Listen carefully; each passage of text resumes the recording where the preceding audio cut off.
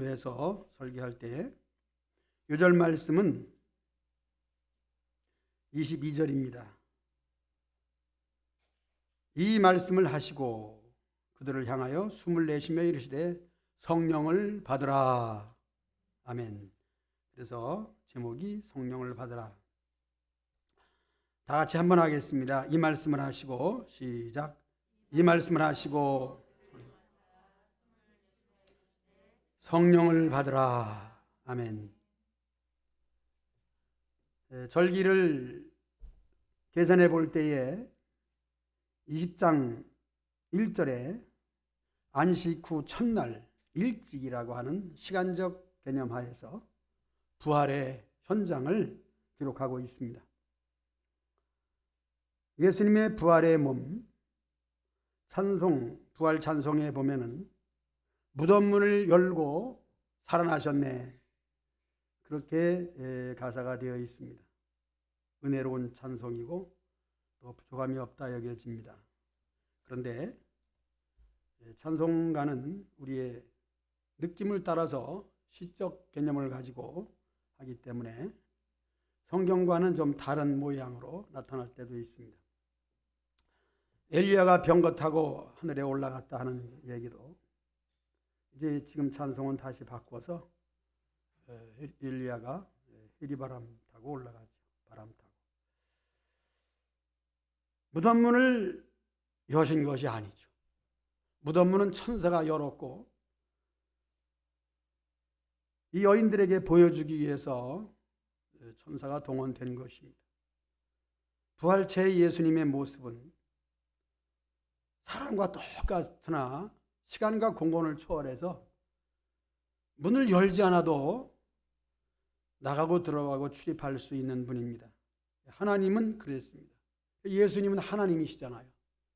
특히 부활하신 몸은 육체의 우리 모습으로 똑같이 세상에 사람으로 오셨고 사람이신 예수님과 동시에 전능하신 하나님이시기 때문에 안식 후 이제 첫날 저녁 때가 되어서 유대인들이 지금 뭐 하고 있습니까? 두려워해서 숨어 있다 그렇게 봐도 되겠습니다. 물론 거기서 어떤 신앙적 대화도 나누고 그들이 앞으로 어떻게 될까 하는 연구도 했을 것이라 생각하지만은 일단은 본문에 보면은 두려워 숨어 있다 그렇게 해석하는 것이 좋겠습니다. 해석에 대해서는 조금 전에 말씀드린 것처럼 잘못 해석할 수도 있습니다. 그러나 어쨌든 본문 그대로라고 한다면은 문들을 닫았다. 이런 상황 속에서 두려움이 있었고 두려움이 있을 수밖에 없는 것은 예수님을 죽인 자들의 그 세력이 제자들도 가만두지를 않고 죽이려고 하는 것이었습니다. 그래서 그들은 두려워하며 문을 닫고 있었다 하는 것입니다. 여기 예수님께서 오실 때 문을 열고 오셨다. 그러한 물리적인 것은 없습니다. 하나님은 영이시기에 예수님도 하나님이시기에 전능하신 예수님께서 그들에게 찾아오신 것 기억하시면서 첫 번째 하신 말씀 너에게 평강이 있을지어다 이렇게 인사하셨습니다. 제자들에게 나타나셔서 평강을 말씀하신 것은 그들이 불안에 떨고 있기 때문에 평강을 말씀했다고 우리는 생각할 수가 있습니다. 그렇습니다. 우리의 인사는 무엇입니까? 참으로 예수님이 하신 것처럼 바울도 편지를 쓸 때에 서두에 인사를 꼭 했습니다. 그리고 마지막에 축복의 기도를 했습니다. 우리 일반적 인사가 무엇인가 하면은 우리나라 또 저와 여러분들 모두 알다시피 안녕하십니까? 이렇게 인사하는 것입니다. 이는 예수님의 인사도 평강이 있을지어다. 참으로 우리의 인사가 너무 좋은 것이라 생각이 됩니다. 물론 초상집에 가서 평소 습관대로 또 아는 친구의 초상이 될 수도 있습니다. 그러면은 습관적으로 어떻게 합니까? 안녕하십니까? 좀 이상하죠? 수상집에 가서는 안녕하셨습니까가 아니죠. 지금 예수님께서는 불안에 떨고 있는 그들에게 하신 것은 인사 차원이 아니라는 것을 알아야 됩니다. 평강이 있을지어다라는 선포, 불안하고 숨어있는 그들에게 평강이 있기를 예수님은 선포하셨습니다. 우리는 지금 본문에서 이 세 가지인데 물론 두 번째도 평강이 있을지어다 라고 했습니다.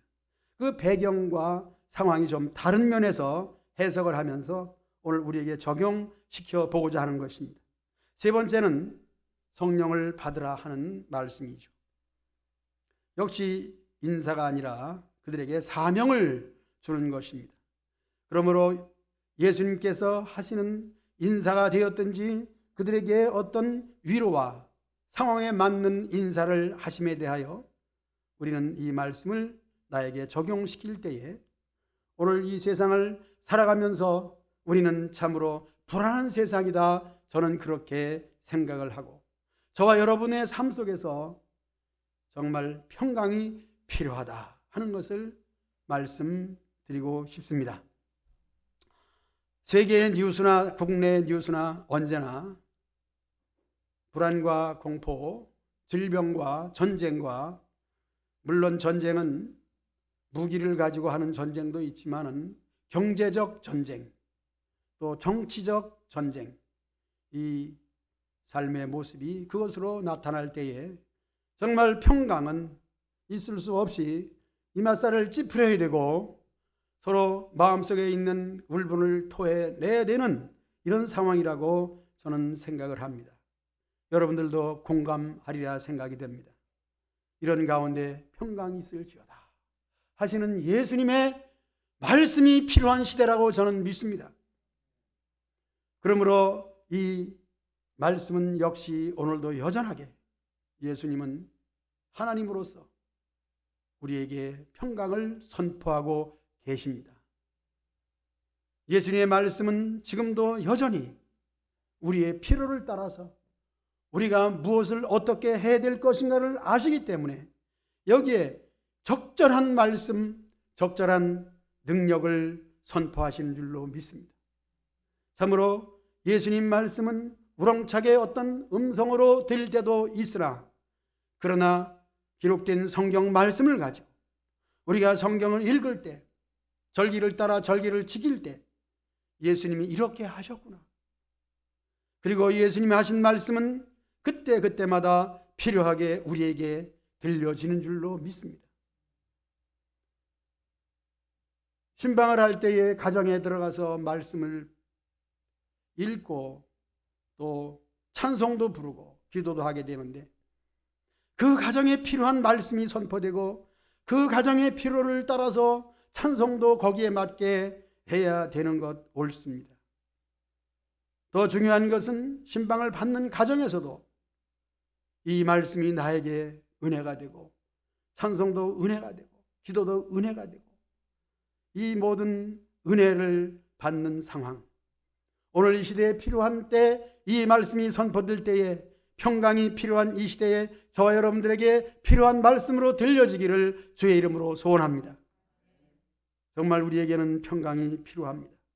불안한 시대 속에서 살아가면서 이 평강을 선포하신 예수님, 문을 닫아놓고 불안한 이 장면이 오늘 이 시대의 장면이라고 저는 생각하면서 우리 예수님의 이 말씀이 여러분들에게 다시 한번 적용되고 받아들이고 은혜되기를 축복합니다. 이 말씀을 내가 받아들일 때 여기서 기적이 나타나는 거예요. 물론 성령을 받으라고 하는 말씀까지 포함해서 예배 전에 어떤 분이 그런 간증 얘기를 했습니다. 물론 남의 얘기지만은 은혜 받은 내용입니다. 그 내용은 다른 것이 아니라 어떤 사람이 암이 진찰해 보니까 병원에서 암이라고 진단을 받았답니다. 그래서 곧 수술을 해야만이 살아날 수 있다. 그런 얘기를 병원에서 듣고, 이 사람이 어떻게 거룩한 하나님의 성전에다 칼을 대느냐, 이렇게 하면서 아파 정말 죽을 것 같은 그와 상황 속에서 수술을 받지 않고 이따가 이제 외국에서 있었던 얘기인데 국내에서 불러서 이제 국내로 들어왔어. 외국에서 그런 진단을 받은 상황을 주변 사람들도 가족들도 알기 때문에 이제 국내에서 다시 병원에 가서 사진을 찍어 봤답니다. 물론 거기서 암 진단 받은 자료도 다 가지고 와서 찍어 보았는데 어떻게 나왔겠습니까? 여러분, 암의 요소가 하나도 없이 깨끗하게 나왔다는 거죠. 놀라운 기적이죠. 깜짝 놀라고. 그래서 그로 인해서 그 주변 사람들이 예수님을 믿고 주변 사람들이 이 놀라운 기적, 그 사람의 믿음을 존경하고 그 사람을 많이 따랐다는 것입니다. 이 말씀을 전하는 저나 여러분들이나 참으로 예화를 잘 안 듣는 가운데 이런 말씀을 하니까 얼마나 여러분들 한 사람도 졸지 아니하고, 사실은 이 이야기가 우리 변영아 집사님이 언제 수술하느냐 하는 얘기가 시작이 되어서 그런 얘기를 했습니다. 우리 변영아 집사님에게도 이런 놀라운 기적이 나타나기를 축복합니다. 그런데 저는 이 말씀을 드리는 이유가 있습니다. 그것은 예수님께서 평강이 있을지어다 하는 그 말씀이 암병이 들어 사진에 분명히 나왔는데 믿음으로 사진을 찍었더니 없어졌더라 하는 이 놀라운 얘기와 지금 이 평강이 선포되는 이 얘기가 어떤 것이 더 위대한 말씀입니까? 둘 다 똑같이 위대하죠. 저는 성경에서 죽은 나사로가 살아나고 앉은 맹이가 일어나고 속에 눈을 떴다는 이 말씀을 생각할 때 우리가 경험하고 기적을 체험하는 것은 성경보다 더 우선되지는 못하다, 이 말씀을 드리고자 하는 것이고, 또 드리는 이유는 기록된 성경 말씀이 우리에게는 암병이 사라진 이 놀라운 기적보다 더 큰 기적이라는 말씀을 드리는 것입니다. 그렇기 때문에 우리가 경험한 것도 참으로 중요합니다. 그러나 그것은 하나님 말씀에 비하면 참으로 지극히 작은 것이죠. 또한 우리가 놀라운 기적으로 생각한다면 우리가 예수님을 믿는 이 자체, 이것이 얼마나 큰 기적입니까? 사람들에게 기적이 나타나는 것은 사실상 그 사람의 믿음의 분량입니다. 그 사람이 그렇게 되었다고 해서 우리가 그것이 적용되는 것은 아닙니다. 우리는 우리 나름대로의 믿음이 있고 여기에 믿음의 분량에 따라서 우리는 행하는 것입니다. 그러므로 오늘날 이 시대 속에서 불안한 가운데, 우리 가정이나 생활도 항상 불안한 가운데 있지만은 이 평강이 선포된 것은 놀라운 기적으로 우리에게 다가오기 때문에 우리는 이 기적의 말씀을 가지고 평강을 우리가 누려야 되는 것입니다. 적용시켜야 되는 것입니다. 저는 예화가 될지 모르지만은 이 세상의 일들 속에 그런 것이 있습니다. 웃음 치료라는 것을 생각해 봤습니다. 웃음 치료는 무엇이냐 하면은 우리가 웃을 때 건강이 온다는 것입니다. 맞습니다. 우리 옛말에도 일소일소 일로일로, 한 번 웃으면은 한 번 젊어지고 한 번 노하면은 또 우리가 그만큼 더 늙어진다, 병든다, 그런 것이 되겠습니다. 그렇기 때문에 웃음 치료에 있어서는 억지로라도 웃으라, 웃다 보면 웃을 일이 생긴다, 그런 말입니다. 인위적인 방법이죠. 하물며 우리 주님께서 평강을 선포하실 때 나는 평안하다, 나는 평안하다, 주의 말씀을 의지하면서 우리가 평안을 내 자신에게 적용시키고 그렇게 살아간다면 우리는 분명히 예수님의 선포된 이 평강이 나의 평강이 될 줄로 믿습니다.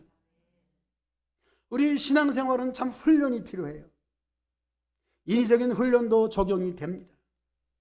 연습도 해야 되는 것입니다. 왜냐하면 우리는 은혜를 받아야 살기 때문입니다. 그런데 은혜라고 하는 이 귀한 보석 같은 것이 항상 존재하질 않아요. 그러면 우리만 그러느냐? 성경에 기록된 믿음의 사람들이 다 그래요. 다 그래요. 우리가 알고 있는 사람은 누구였습니까? 아브라함. 그렇습니다. 아브라함은 믿음의 조상입니다. 유대인들은, 이스라엘 백성들은 그 아브라함의 믿음을 본받고 아브라함처럼 되라고, 하나님과 동행한 아브라함, 또 에녹이 있습니다. 능력의 사람, 그러면 엘리야가 있습니다. 이 세 사람만 예를 들어 생각해 보아도 그들은 항상 믿음의 조상이 믿음으로 사느냐? 믿음이 충만하냐? 엘리야의 능력의 기도는 언제나 1년 365일, 한 달 30, 하루 24시간 계속 능력으로 있었냐면 그렇지 않다는 겁니다.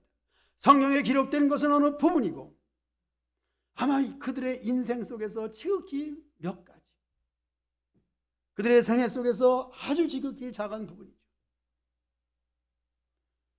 우리도 마찬가지라는 것입니다.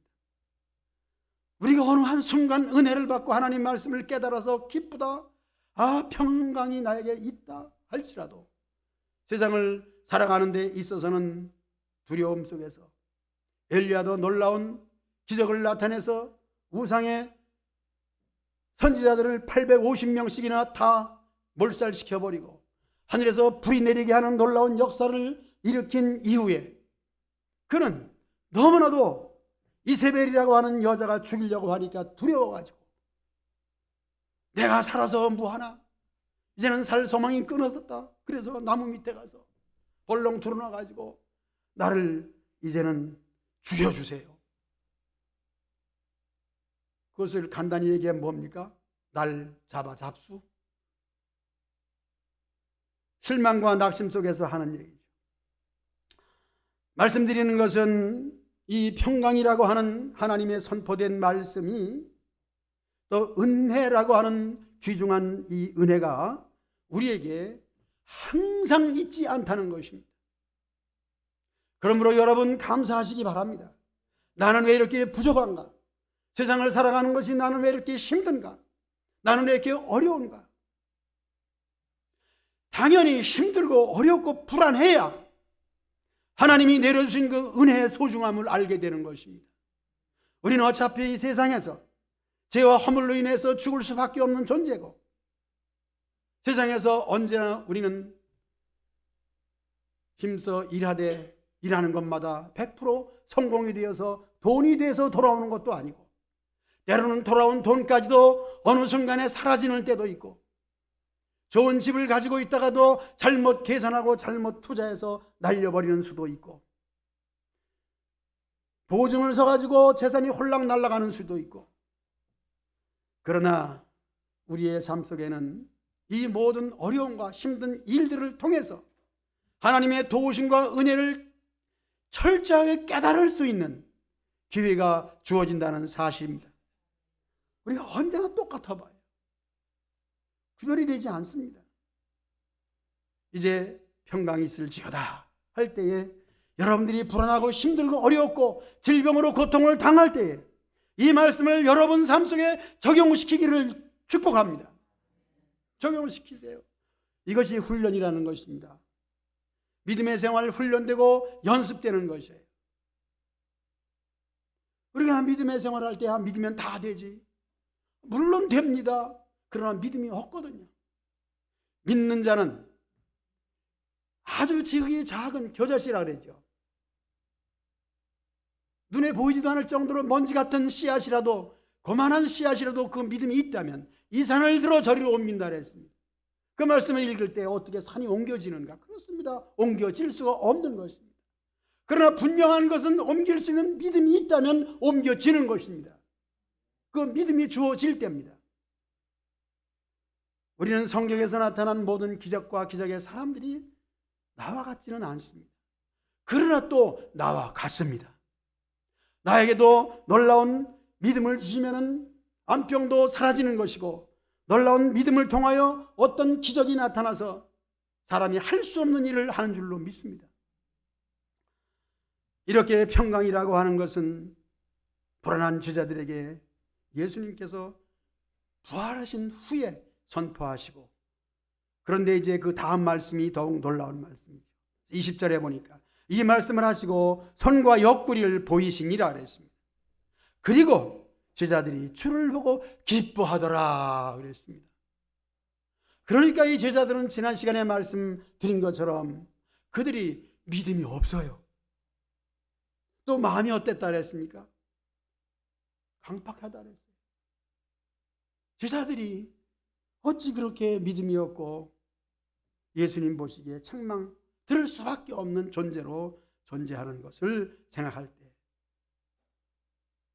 오죽하면 내가 그럴 수밖에 없지 라고 하는 것도 위로가 되는 것이고, 분명한 것은 손과 옆구리를 보여주셨다고 하는 것입니다. 그리고 그제서야 제자들이 주님을 보고 기뻐했다 했습니다.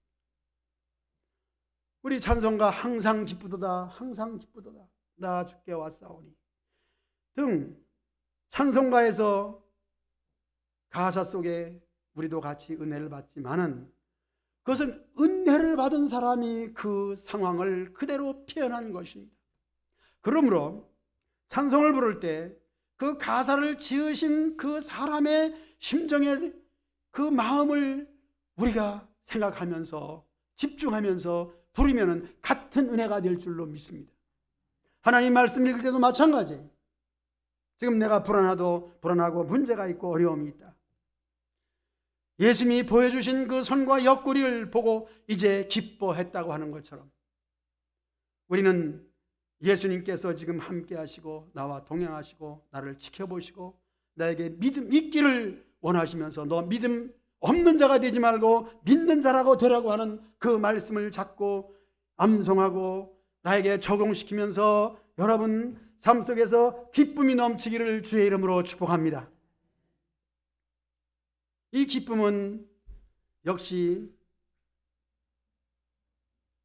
하나님이 주셔야 되는 것 사실입니다. 내가 억지로 기뻐한다고 해서 기쁜 것은 아닙니다. 그러므로 우리가 기쁘지 아니하고 얼굴에 상을 찌푸려야 되는 이런 상황 속에서라도 우리 하나님께서는 우리가 기뻐하시기를 원하는 것 사실입니다. 우리 믿음의 사람들은 언제나 하나님을 생각하는 것은 아니지만 때를 따라서 하나님을 생각하고 하나님의 은혜를 받기를 소원하는 마음이 생길 때 여러분들이 그 때를 놓치지 아니하고 주님을 향하여 간절히 기도하시기를 부탁을 드립니다. 그래서 기도가 필요한 거예요.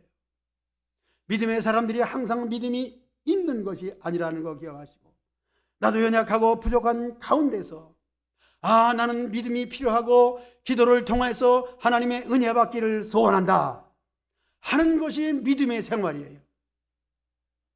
어떤 사람이 그렇게 되었다고 해서 내가 그렇게 되는 것도 아닙니다. 제자들의 모습을 보면서 부활하고 나타나신 그 예수님을 이제 볼 때에 그제서 기쁨이 있다고 했을 때 우리도 우리 예수님이 보여주시면 그 보는 그대로 우리에게 적용될 줄로 믿습니다. 참으로 설교할 때에 복을 받아라, 능력 받아라, 그렇게 되면은 우리가 마음에 감동이 되어서 아멘 소리가 막 터져 나오지만은 사실상 다 가짜입니다. 정말 능력이 와야 능력이 되는 것이고 성령의 불이 떨어져야 불을 받는 것이지, 제가 설교하는 것이 부정적 설교 같기도 합니다. 그래서 실제적인 상황을 말씀드리는 것입니다. 그렇기 때문에 여러분들이 힘들고 어려울 때 이 말씀을 기억하시면서, 그래서 암송이 필요해요. 찬송과 가사도 여러분들에게 암송하라는 이유가 그겁니다. 언제나 찬송을 갖고 다니는 거 아니잖아요. 그러나 평소 훈련되고 그 가사가 내 마음에 와 닿고 은혜가 될 때에 그 상황 속에서 적소에 필요한 말씀이 기억이 되고 찬송이 나타나는 줄로 믿습니다. 여러분, 신앙생활에 훈련이 필요해요. 기도의 훈련이 필요합니다. 기도의 훈련은 여러분들이 편안할 때 훈련을 해둬야 되고 연습을 해둬야 됩니다. 기도의 내용도 그렇습니다. 기도의 내용도 성경을 많이 읽고 다른 사람의 기도문도 보면서, 기도 순서 들으신 분들은 기도 책도 좀 읽으세요. 이름을 거론할 수 없지만은 대표 기도하는 분들 중에는 저는 기도를 드리면 이것은 기도 책을 보고 연습을 많이 하셨다. 참으로 귀한 것입니다. 물론 기도책을 안 봐도 자기의 습관대로 기도를 또 하는 분도 있습니다. 다 소중한 겁니다. 받은 은사입니다. 말씀드리고 싶은 것은 성경을 많이 암송하시기 바랍니다. 남이 하는 기도문도 많이 읽으시기 바랍니다. 남이 하는 기도도 모방하시기 바랍니다. 내 것이 아닌데 내 걸 만들고, 은혜되는 것은 내 것을 만드세요. 여러분, 우리가 사용하는 언어 중에서 내가 만들고 내가 창조한 언어가 몇 개나 됩니까? 아이들도 잘하는 것을 보면은 엄마가 하는 얘기, 친구가 하는 얘기, 그것이 그럴싸하면 그는 곧 그것을 배우고 그 말을 합니다. 좋은 것, 유행되는 말, 인기 있는 말 같은 것은 참으로 남의 것을 내가 해도 기분이 좋잖아요. 우리가 만든 얘기, 내가 창조한 게 별로 없어요. 특히 믿음의 생활은 그렇습니다. 오직 기록된 성경 말씀 속에서 기적을 찾고 그 말씀으로 내 생활에 적용시켜서 우리가 그 능력의 말씀이 내게 능력이 되기를 주의 이름으로 축복합니다. 예배전에 부른 찬송 그렇잖아요. 성령님의 능력이 나의 권능이 된다. 얼마나 좋은 가사입니까? 예수님의 성품이 나의 인격이 된다 하는 것입니다. 오늘 선포된 이 평강이 여러분들의 평강이 되기를 주의 이름으로 축복합니다. 손에 못자국, 옆구리에 창자국을 본 그 제자들의 그 봄이 저와 여러분들의 봄이 되기를 축복합니다. 그래서 예수님을 생각하면은 제자들이 본 것처럼 나를 위하여 못 박히시고 나를 위하여 창자국에, 그래서 거기서 물과 피가 다 쏟아진 예수님 모습을 기억하시기를 바랍니다. 예수님을 생각하시기 바랍니다. 예수님의 모습을 늘 기억하시면서, 물론 화가가 그린 예수님의 그림 저는 부정하지는 않습니다. 미켈란젤로인가요? 맞는지 요즘에 생각을 안 해서 모르는데 예수님의 모습을 조상화를 그렸습니다. 조심할 것은 예수님 재림하실 때 그와 같은 모습이 아닐 수도 있다고 하는 전제 안에서 거기서 똑같지 않으네, 예수님 아닌가 봐. 그러나 걱정하지 마십시오. 예수님 재림하실 때에 우리에게는 성령님이 감동하셔서 분명히 저분이 예수님이다 하는 것을 확실히 믿게 해 주십니다. 역시 우리는 훈련이 필요합니다. 무슨 훈련? 기록된 말씀이에요. 그러므로 기록된 말씀을 벗어나서는 우리에게는 이단이 될 수밖에 없는 거예요. 내가 가지고 있는 생각은 참으로 귀한 것이라고 여겨지지만은 귀하지 않을 수도 있는 것이고, 그래서 여러분들에게 이 꿈을 무시하라는 말씀이 바로 그겁니다. 아무리 놀라운 기적을 체험하고 놀랍고 깜짝스러운 꿈을 꾼다 할지라도 그것은 성경 말씀에 비하면은 바다의 한 컵의 물과 같은 모습이 될 수밖에 없는 것입니다. 나는 참 아주 깜짝 놀란 꿈을 꿨어. 이것은 무시할 수가 없는 거야. 무시하세요. 그것을 무시하지 않으면 성경 말씀으로 들어갈 수가 없는 거예요. 우리의 생각도 그렇습니다. 그러므로 여러분, 찬송 가사 많이 암송하시고 하나님 말씀 암송하시고 필요할 때 그 말씀이 생각나고 그럴 때 성령님 역사하시는 줄로 믿습니다. 성령님께서 어떻게 역사하십니까? 내 모습 그대로 역사하십니다. 무식하면 무식한 대로 역사하십니다. 지식이 있으면 지식이 있는 대로 역사하시는데 예수님을 믿는 저와 여러분들은 선포되는 이 설교 말씀과 설교 말씀 속에는 성경 말씀이 들어있습니다.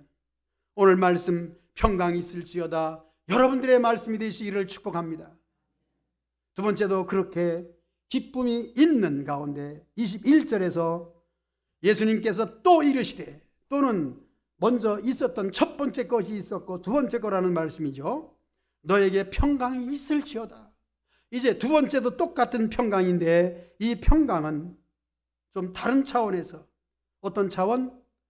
첫째 말씀은 불안한 가운데 문들이 닫혀 있고 무서워서 벌벌 떠는 상황이었고, 두 번째는 손과 옆구리를 부활하신 예수님을 보고 기뻐하는 상황 속에서의 평강입니다.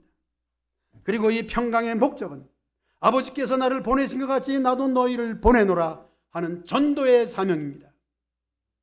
우리가 믿음을 가지고 기도하고 평강을 내 마음속에서 만들어낼 때 예수님께서 보여주신 이 현상, 즉 옆구리, 손에 있는 못자국과 창자국을 보고 기뻐하는 상황 속에서 평강은 남에게 이제는 전달되는 전도의 무기가 되는 것입니다. 우리가 받은 바 은혜 없이 전도 안 되죠. 내가 받지도 않았는데, 내가 경험하지도 않았는데 어떻게 남에게 얘기합니까? 저도 마찬가지. 남의 설교도 참 좋은 것이 많이 있습니다. 물론 성경 말씀도 마찬가지예요. 그것이 내 것이 되지 아니하면 자신 있게 말씀드릴 수가 없습니다. 설교하고 난 후에 내가 선포하고 내가 설교한 그 모든 내용을 내가 생활에 적용하지 못할지라도 설교하는 이 순간만큼은 확신이 있고 이것은 하나님의 말씀이다 했을 때 설교하는 거예요. 그러므로 저는 설교가 참으로 놀라운 기적이라고 저는 믿습니다. 나같이 연약하고 부족한 가운데 이 은혜를 주셔서 설교하기 때문에 나는 내 자신을 얘기하는 것이 아니라 하나님의 놀라운 역사와 기적이 지금 현장에 나타나고 있다고 저는 믿습니다. 제자들이 두 번째 받은 이 평강은 이미 예수님의 그 부활의 모습을 보고 그들이 기뻐하는 가운데 기쁨으로 복음을 전할 수 있는 평강인 줄로 믿습니다. 불안할 때에 평강 있습니다. 이제는 두 번째로 이 평강이 나에게 적용될 때에 이 평강은 남에게 전달할 수 있는 복음의 사명인 줄로 믿습니다. 이제 이어서 말씀합니다. 22절 역시 읽었습니다만 다시 한번 같이 읽어보겠습니다. 이 말씀을 하시고 시작. 그들을 향하사 숨을 내쉬며 이르시되 성령을 받으라. 아멘. 그렇습니다. 예수님 부활하신 후에 우리가 절기를 맞이한다면 성령 강림주일을 맞이하게 됩니다. 성령 강림주일은 예수님께서 약속한 성령을 받기 위하여 제자들이 마가 요한의 다락방에 모여서 120문도가 전적으로 기도에 힘쓸 때 성령이 임한 줄로 믿습니다. 그러나 여기에 이 성령은 무엇이냐? 역시 성령이십니다. 예수님께서 성령을 받으라고 할 때에 그 다음에 23절에서 성령의 목적이 나와 있습니다. 물론 여기서 그들이 성령을 받았는지에 대해서는 생각할 필요가 없는 것입니다. 왜냐하면 예수님이 선포한 이 성령에 대해서는 그들이 평강이 있어서 복음 선포의 기쁨의 사명이 있는 것처럼 역시 숨을 내쉬면서 이르시되 성령을 받으라고 하신 예수님의 말씀은 창조의 능력이기 때문에 그들에게 적용이 되는 줄로 저는 믿습니다.